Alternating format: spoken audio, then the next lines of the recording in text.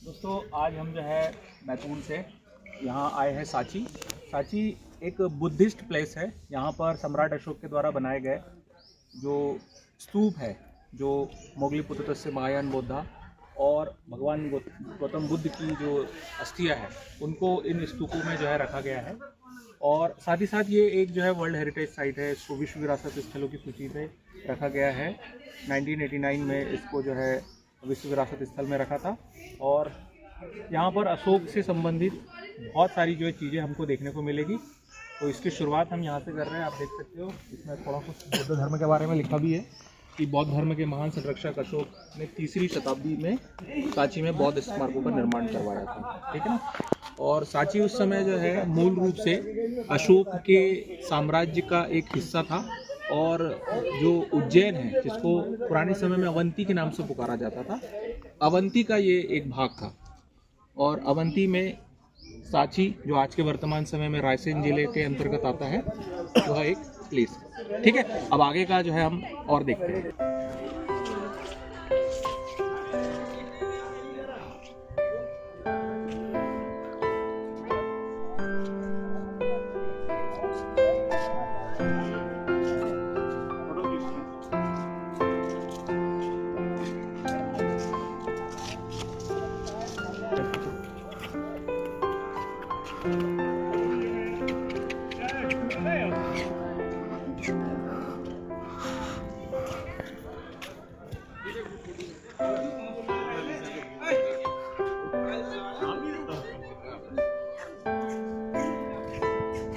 Basically जो बुद्ध के जन्म से संबंधित, उनकी जो पूरे जीवन से संबंधित जो है ना चीज़ों को ऐसा जो है चित्रों के माध्यम से जो है इसमें उकेरा गया है।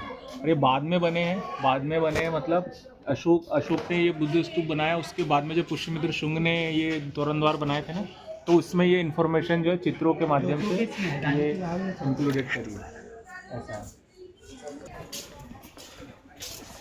स्तूप जो है ना, ये जैसे समाधियाँ होती है, हाँ, मतलब जो गौतम बुद्ध के मरने के बाद में उनकी अस्थियों को 8 भाग में डिवाइड किया गया था। अलग अलग जगह अलग अलग राजाओं ने उनको जो है समाधि जैसे थाईलैंड में भी ऐसे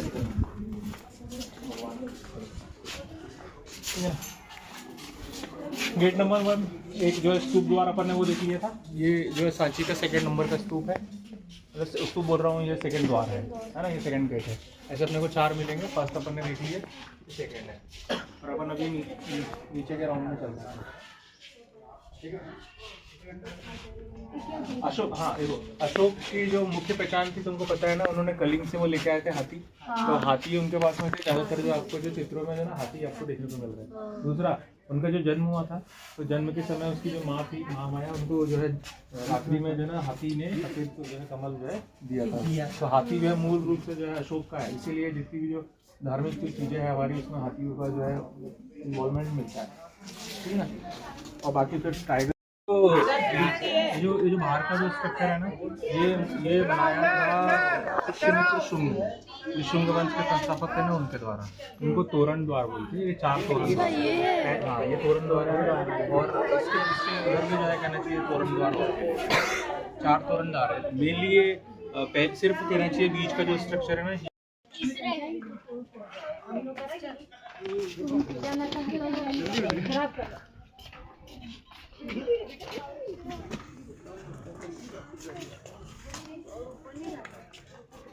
वो तो काल से जुड़ा हुआ है।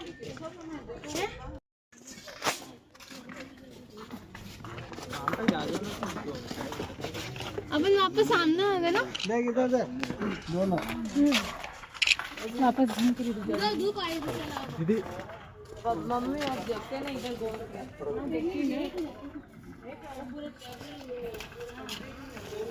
वीडियो बना रहे हैं, फोटो खींच ऊपर तो नहीं, ऊपर टैंक हाथी के ऊपर ये पहले गोल था। इसके अंदर मेरे को नहीं लगता, पर मेरे को ऐसा आधा ही नहीं था। एक पास वाली मूर्ति गायब है। देखो, ये सांची का जो है दक्षिणी तोरण द्वार है। अभी 3 तोरणों में आपको जो है पहला जो पहली जो लाइन दिखती है, पहली लाइन जो है ये इसमें जो ना बीच में एक छोटी सी मूर्ति आपको दिख रही होगी। ये जो छोटी सी मूर्ति है ना, ये महामाया है, ठीक है, जो बुद्ध भगवान ने जिनको जन्म दिया था उनकी माँ है। और बुद्ध के जन्म के समय जो देवी थी उनको जो है ना कमल के प्रतीक के तौर पर बताया गया है, और आजू बाजू पूरे कमल है और उनके बीच में, और कमलों के बीच में वो देवी खड़ी है। पहली वाली जो स्टेप है उसमें। फिर सेकेंड स्टेप में जो है सम्राट अशोक के द्वारा ग्राम के स्तूपों को खोलने जा रहे हैं और अस्थियाँ प्राप्त नहीं हुई। पहले आपको पता है ना, ये सब बहुत सारे लोगों के साथ में ऐसा स्तूप बनाने जा रहे हैं, ऐसा दिखलाया गया है। अच्छा, अस्थियाँ प्राप्त नहीं का मतलब पता है ना, बुद्ध भगवान को जलाने के बाद में, अंतिम संस्कार करने के बाद में उनकी अस्थियों को, राख को 8 भाग में डिवाइड करा था और अलग अलग राजाओं ने ले लिया था।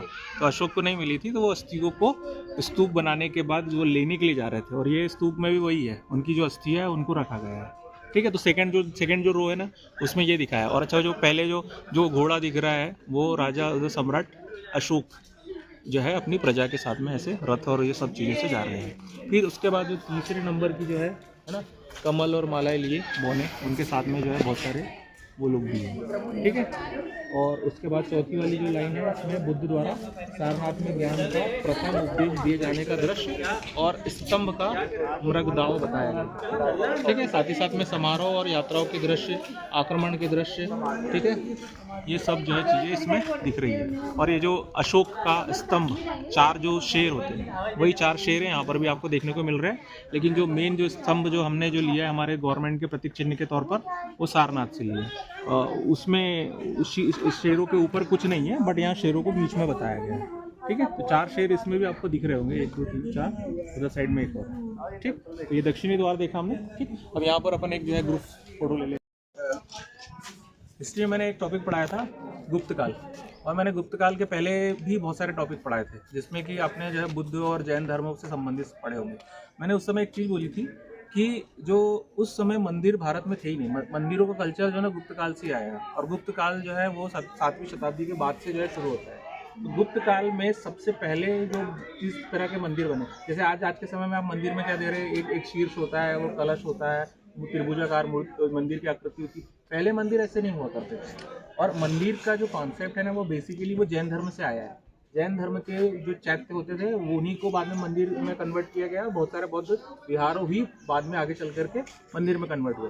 लेकिन जो हिंदू धर्म में जो नए जो अलग अलग देवी देवताओं के मंदिर है, वो मंदिर जो है ना पहले से चौखुट्टे होते थे, मतलब पिल्लरों पे खड़े होते थे, और इनका शेप जो है ना ऐसा चौकोर होता था। अगर इसको पीछे साइड से भी आप देखोगे तो पूरा आयताकार बॉक्स जैसा है, और ऐसे चौखुट्टे जो है, और ये मंदिर है। लेकिन अभी के समय के मंदिर में यह है कि ऊंचा रहता है।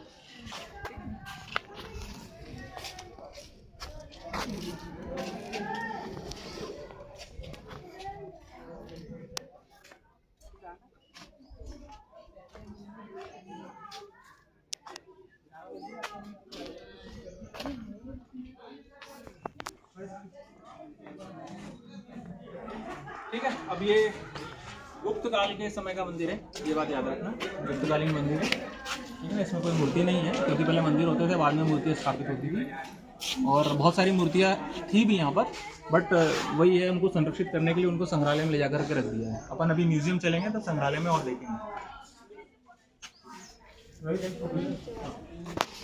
ये भी है ना, गुप्त काल का ही है, हाँ, ये द्वादश मंदिर है। जो बड़ा स्तूप देखा ना, ये गौतम बुद्ध से संबंधित है, लेकिन ये जो छोटे छोटे स्तूप जो दिख रहे हैं ना, जो बौद्ध भिक्षु संघ के जो लोग सेवादार लोग थे ना, ये उनके अलग अलग जो बौद्ध भिक्षुओं के छोटे छोटे स्तूप है। मतलब ये भी स्तूप ही है, बट ये इनका साइज थोड़ा सा छोटा है। मेन सबसे बड़ा स्तूप जो है ये गौतम बुद्ध से संबंधित है, और ये अन्य भिक्षुओं से संबंधित छोटे छोटे स्तूप है। अब इसमें से कुछ स्तूप जो है आपको जो है ना ऐसे चौखुट्टे चौतरे नुमा भी देखने को मिलेंगे, इधर थोड़े से बड़े भी है। और कुछ स्तूप जो है ना वो टूट भी गए हैं, क्योंकि पुष्यमित्र शुंग के शासनकाल में बहुत सारे स्तूपों को क्षति पहुंची है, और 84,000 स्तूपों को पुष्यमित्र शुंग ने तोड़वा भी दिया था। ये अपन ने पढ़ा है कि कई लाख स्तूप थे, लेकिन उसमें से कुछ स्तूपों को जो है तोड़वा दिया।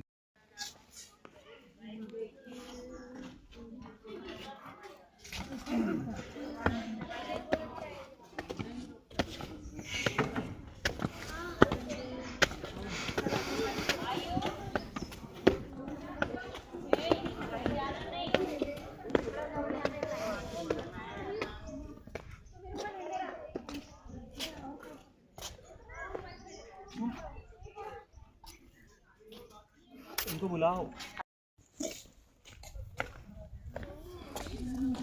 इसको नीचे रह गए, एक दो फोटो क्लिक करना। पहले के समय में रॉड सिस्टम, कंक्रीट सिस्टम तो था नहीं। ऐसे बड़े बड़े पत्थरों के जो है ना पिलर्स को ऐसे सीधे स्ट्रेट करते थे, ब्लॉक ब्लॉक बना बना के लगाते थे, एक ब्लॉक को दूसरे ब्लॉक के साथ में ज्वाइंट करते थे, और ये ब्लॉकों से ज्वाइंट करके ही ऐसी जो स्ट्रक्चर बनाई जाती थी जिसमें ऐसा लगता था कि छत डला हुआ है, ठीक है ना। और ये ब्लॉक 1, जैसे ये कमरा ये है, दूसरा कमरा वो है, ठीक है ना। इस तरह के जो है कमरे बने हुए हैं, और इसी से जो दीवारें बनती थी पहले के समय में, जैसे अपने वहाँ महल में भी देखे थे ना, तो वो भी कहीं ना कहीं इसी तरह से ऐसे पत्थरों को ज्वाइंट कर करके बड़ी बड़ी इमारतें।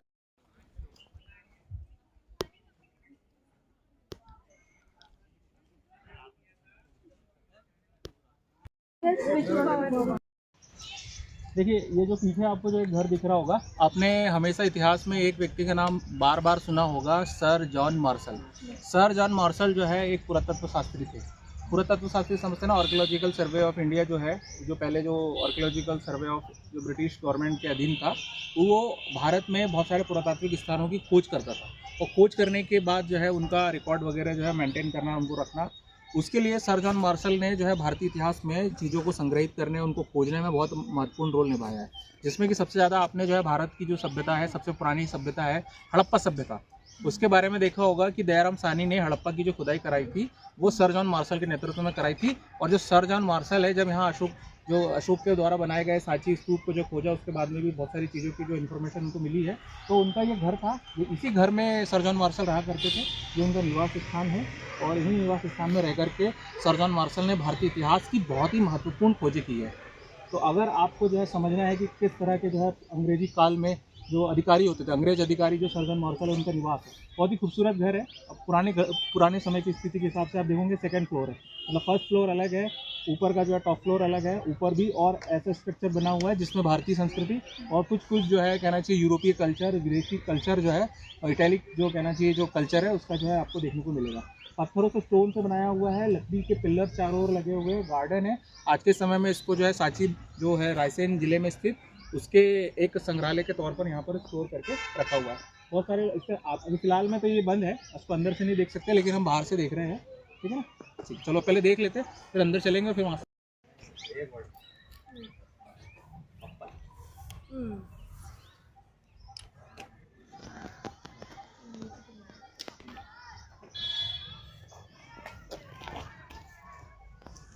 कितना 2 मिनट दिखता है, 2 मिनट होता है। हाँ लव सीरियसली मतलब इतने फेमस लोग के घर में चपकली रहती है।